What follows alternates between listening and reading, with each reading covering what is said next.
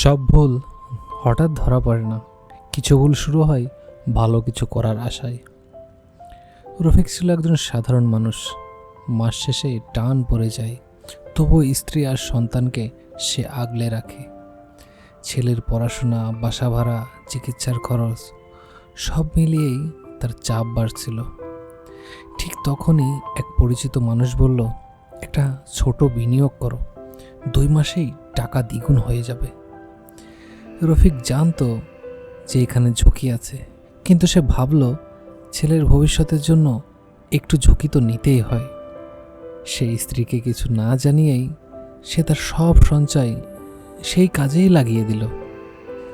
কাগজ ছিল না, নিশ্চয়তা ছিল না, ছিল শুধু বড় বড় কথা। সেই কথার ভিত্তিতেই সেই এত বড় একটা রিস্ক নিল।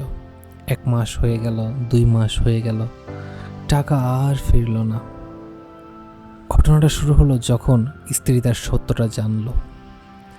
স্ত্রীর চোখে ভরসা ভেঙে গেল তার প্রতি। সবচেয়ে বেশি কষ্ট পেল কিছু না বোঝা ওই শিশুটাই। রফিক তখন বুঝল ভুল সিদ্ধান্ত শুধু নিজেকেই নয়, পুরো পরিবারকেই ডোবায়।